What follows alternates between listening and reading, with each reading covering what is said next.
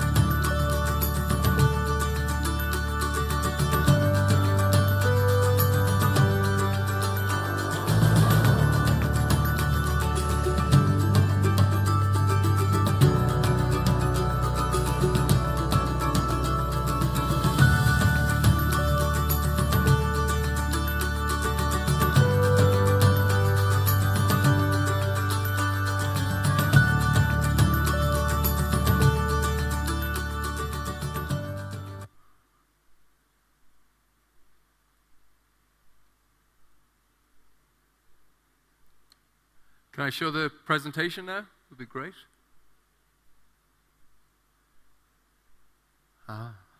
So I thought I might start at the start. There's some similarities between Ireland in some ways and Turkey in lots of ways. The two countries are very different in scale. There's more than 70 million people in Turkey. There's only 4 and a bit million in Ireland. But in other ways, both countries are on the periphery of Europe. They have never, or at least for the last decade, been considered centers for technology and for startups. Those centers are very often elsewhere, or at least in the eyes of a lot of people around the world. They consider places maybe like Berlin or London to be hubs. And I think it's important that in a community like Istanbul and the same in Dublin, that the people within it have a vested interest, have some very good reasons for wanting to build strong, vibrant communities. Because those are the types of communities that have emerged in places like Silicon Valley over the last number of decades. And those communities create incredible value for all of the people within that community. And I'm going to talk about a lot of that in a moment. So to go back to the very start, I grew up on a farm in a rural part of Ireland where my dad milked cows. I'm not too sure if many people in here have milked cows. You don't quite look like farmers. Look slightly more technical. But I grew up on a farm about 30 miles from Dublin, in Ireland, which, as all of you will know, is on the very periphery of Europe, pretty small country. And 3 years ago, I started organizing or bringing together the community, which at that point was relatively small, of startups and investors in Ireland. And in a very short space of time, with no experience or background in organizing a community, we created something quite special, where other media and journalists from around the world started saying some incredible things about the events that they came to Dublin to experience. So these are some things that publications like Forbes or the Wall Street Journal or CNN or TechCrunch, I know Alexi was on stage just before lunch.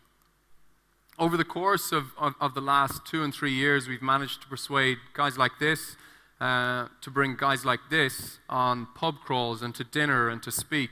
And these include guys like Jack Dorsey, who's the founder of Twitter, the founder of Skype, YouTube, and many other leading technology kind of platforms and companies from all over the world. So, sorry. Oh. So, over the last 3 years, the event has grown from 2010, we had about 400, just over 400 people, maybe nearly 500 people, attending from one country, and that one country was Ireland. And that was attending what's called the Web Summit. And over the last 3 years, that's moved from attendees from one country to attendees from over 100 countries from all over the world that will fly into Dublin in 6 weeks' time, including startups from as far away as Beijing and Seoul and Tokyo to Sao Paulo and Rio, all the way up to San Francisco and Toronto, and of course, lots from Turkey as well. So these are a selection of some of the some of the attendees. So if you go onto the actual site, websummit.net, you'll very, very quickly find a selection of the very different people that are coming from Istanbul. These are some of the startups. There's more than 20 startups alone from Istanbul that will be in Dublin in October, and some interesting speakers. Primarily, if you like really, really shit weather, if you like cold weather, and if you like rain, and maybe whiskey, I don't know, then possibly Ireland's somewhere that's worth going. Okay, so that's the background, so you get a sense of some of the things that I've been fortunate enough with a great team to do over the last 3 years that I think has had a very, very positive impact on the community in Dublin. That's helped to bring incredible amounts of investment to Ireland. For the first time, there are VC funds from all over the world investing in startups at a much higher rate than ever before because they came to Ireland because of a series of community events. And not only that, startups have gotten exposure in foreign markets through journalists, hundreds of them that have come to Ireland for the first time as a consequence of the community that we've helped build there. So the first thing I want to talk about is, everybody I think in many cases people try to imitate or replicate Silicon Valley. I don't think anybody should try and do that. I think you should look at your city and look at all the things that it has that are different to any other city, and that's exactly what we did in Dublin. So here starts a set of experiences that I've had building a community and a lot of the lessons that I've learned. So one of the first things in trying to build a community, which again brings incredible amounts of value to any entrepreneur, investor, or journalist within the community, is, I think, reject convention. So when we were starting out 3 years ago, we decided to do things completely differently. We looked at every other meetup, community event, dinner, conference that was organized around the world, and we asked ourselves, do we just want to take the best ideas from all of these conferences and stick them into one conference and take the best average of all the other events around the world, and that would become our event? And I thought about it for a while, and I thought about how people created the iPhone, or how people created incredible products. And most often, people don't start from looking at everybody else and trying to create an average product, combining all the best features that already exist, but instead they go back to the actual user, to the human, to the individual, to the attendee, to the person within the community, and they try and figure out what type of experience will resonate, will connect with all of these people. And it was from there that we started to build an event. We started off very, very small. I think too often people think about, okay, we're going to do a regular event that brings together the key investors in our city with some of the most exciting startups, and straight away they start out trying to build a dinner for 200 people, and it fails miserably. Why? Because the expectations are too high, and the reality when people show up is much lower. If you start with something much smaller and manage people's expectations, you'll always exceed what they're expecting from you. So the next thing we did when we were building our events in Dublin is we tried as much as we could not to do anything that was ever done in America in particular. We wanted to immerse people in our own culture. We didn't want to take people to nightclubs if that nightclub could possibly exist in any other city. We didn't want to take them to a venue if that venue or art gallery could exist in any other city. We wanted to take people that came to our country, whether it was from Turkey or whether it was from Silicon Valley, to spaces and places that they couldn't possibly be anywhere else in the world. And when I come to Istanbul, I see all of these incredible spaces that you cannot find anywhere else in the world. And it's these spaces that create memories that stay in people's minds when they go anywhere else in the world, and they start to share those stories with people about how they came to Istanbul and they met all of these incredible startups in an amazing space. So when we design our events, we don't design our events just using furniture and seats that we get from a catering, hiring kind of company. Instead, we involve Irish designers, musicians, creatives, builders, makers, to ensure that almost every element of the event is very, very distinctly Irish. So it's distinct and different to anything somebody could find anywhere else in the world. And again, I come back to Turkey and I think about the incredible history of this country, which is far greater than anything Ireland has. 100 years ago, we were kind of walking around with, no shoes. 50 years ago, we were still drinking and fighting with each other. And over the last few years, we haven't progressed much beyond that. So the next part of building a community that really connects with international attendees is the food. The last thing you want to do is bring somebody to Istanbul or Dublin and bring them out to McDonald's or to any type of steak restaurant that is just something they would find somewhere else. You need to share and immerse these people in culture. And the second thing for me that I think is incredibly important is that you can run an amazing event during the day. So perhaps you're bringing investors around to meet different startups, or you're bringing investors to a single room and you're putting them in front of Turkish startups. That's great. What happens between 9 a.m. and 5 p.m. is important. But I believe what happens between 5 p.m. and 2 a.m. or 3 a.m. or 4 a.m. in the morning is really what builds the lasting relationships between business people, be they investors, be they potential partners, be they potential customers or clients. And when you think of this city, it's the most incredible city in Europe or on the border of Europe and Asia. I think it's absolutely fantastic. And as a city, it's a venue that has to be used to bring people together, to give them an incredible time, not just 9 to 5, but from 5 p.m. to 2 or 3 a.m. or 4 a.m. or 5 a.m. in the morning. It's giving people an experience that binds them together with young entrepreneurs or investors in this country or other businesses. So one of the things that we do in Dublin that's maybe distinct to other places in the world is we have a huge history of pubs. So Ireland's known for pubs and alcohol, unfortunately, and not a huge amount else. So we need to play to this strength. So when we organize the event in Dublin, we bring people not to fancy 5-star venues, but instead to very regular, very average, very real, very normal Irish pubs. And we also try and find restaurants that are run by Irish chefs, cooking Irish food that can tell the stories about where that food has come from.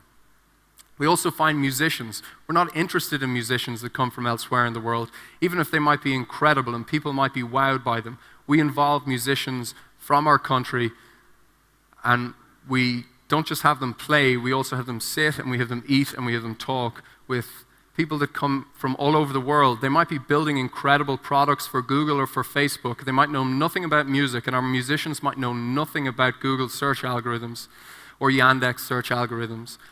But putting those two people together creates a memory that connects that guy from Yandex or that guy from Facebook to your city more than almost any amount of kind of business talk could possibly hope to do. So we use the city as our venue.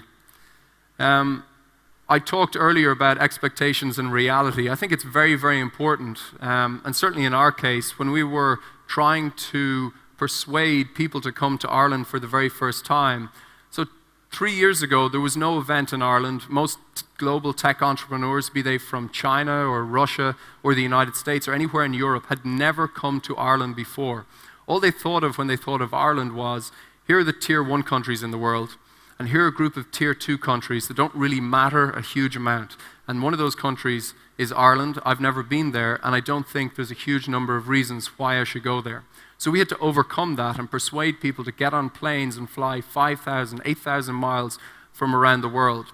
But in doing that, we were very, very careful not to sell them a dream that was not going to become a reality. Instead, we persuaded them to come to Ireland, and I'll talk about that in a moment. And then we managed their expectations so that when they arrived, they were surprised and excited about what they experienced. So one of the things that I think is very important when trying to grow a community, I think what's very, very easy for us to do in Dublin is to just build our own event and not think about all of the other events that are happening. But I think that any event that helps a city is good overall for the entire ecosystem. And I think it's very important that people that are part of different communities, even multiple investors, collaboration creates a a much bigger pie for everybody, as opposed to 5 or 6 people organizing events independently in Istanbul, not coordinating, not collaborating, creating dates and events that conflict with each other, because that just dilutes the experience and the pool of available speakers and attendees and lots more. So building a community involves multiple people working together as opposed to 1 or 2 individuals building singular events. So one of the final things that I'll say was that my experience in 2010 trying to persuade the founders of YouTube or Skype or Twitter, who I had never met, to come to Ireland was quite challenging. But I think a number of things, almost by accident, made it a lot easier. First and foremost, communicating with people by email is a very unhuman thing to do. And it's very, very easy for people as a consequence to say, no, I'm not going to get on a plane from San Francisco and fly all the way to Istanbul. I'll think about it next year. I'm busy at the moment. Talking to somebody on your phone, it's also quite easy for that person to say no to you. They don't know really who they are. They've no idea what you look like. But if you call somebody on Skype and you can see them and they can see you, the relationship suddenly becomes very human. And no amount of technology can take away from the fact that at the end of the day, we're human. We're just another animal. We're not perfect. We've lots of irrationalities, and we like to meet with each other. If we didn't like to meet with each other, we wouldn't need to come to events like this. But the fact of the matter is, every single day there are events happening all over the world that bring people together despite LinkedIn, despite Facebook, despite Twitter, and lots of other platforms. So in my experience, I think when you're trying to connect with somebody and persuade them to fly 5,000, 8,000, or 10,000 miles around the world to your city, go about it in a way that is as human as possible. Try not to email them. Try not to call them on a phone. As best you can, try and call them on Skype. I just think it works. It absolutely works.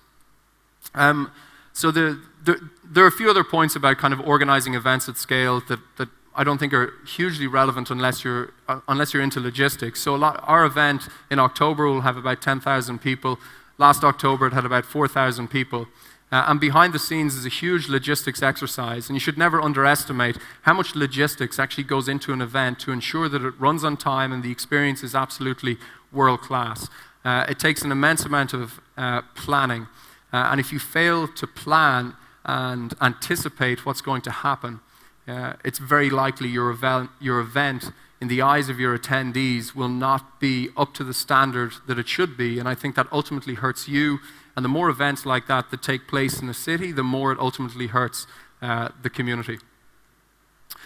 So finally, one of the things that we do with the Web Summit in particular is that it's all very well seeing an attendee list for an event, but when that attendee list starts to reach 5,000, 6,000, and 7,000 attendees, it becomes largely meaningless.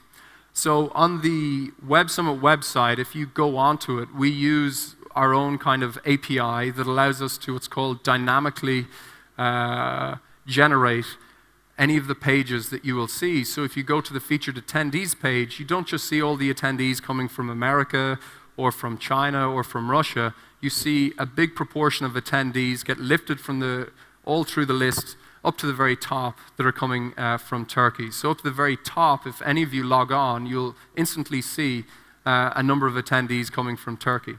And I think that helps because sometimes the biggest challenge for somebody, for example, flying from Sweden to Turkey for any sort of an event is they have to ask themselves, do people from Sweden fly to Istanbul? And if there is no example of somebody that's come to Istanbul before for the type of event that you're organizing for the community, then it's very, very difficult to persuade them to get on the plane. But if they see somebody else already coming from Sweden to your event, then it stops them needing to do the due diligence because they largely assume that this person must have already looked at this event, and if it's good enough for this Swede, then it's probably good enough for this other Swede. And the same applies, I believe, across all countries. So the final thing that I'll say about building communities is that it's important not just to focus on the profit motive. You bring people together not just to transact, not just to do business. And this is an example of a trip. I took a group of tech entrepreneurs behind companies like Spotify and Pandora. This is Tony Hawk, a skateboarder. I took a group of all of these guys to Ethiopia, not for the purposes of business, not for them to make money, but instead for them to give back to parts of the world that are incredibly underprivileged. And I also think it's very important that when you're building a community in Istanbul, that you don't just think about how to transact, how to maximize the deal flow between all of the business people in the room. I think you also should think about how can you reach out and how can you help the community, the broader community in Istanbul, the next wave of entrepreneurs that don't quite have incredible ideas, but they might have some great talents. And I think there's a huge obligation for any community to be giving back and investing in the next wave of that community. So I think if you do some of those things at least, or at least what we've done in Ireland, in a very, very short space of time, you can make a huge impact. And this October, 400 investors from all over the world will fly into Dublin, from the biggest investment banks to some of the smallest VCs. There'll be 400 journalists from all over the world. 3 years ago, that simply didn't happen. And in a very short space of time, that now happens. That doesn't happen just because I send out invites. Instead, there's a huge community in Dublin, not just me, persuading all of these people that they should come to Dublin. And I could never have done it on my own or just my team. Instead, I rely on every single person in the community in Dublin, every entrepreneur, every investor that has a contact that persuades people.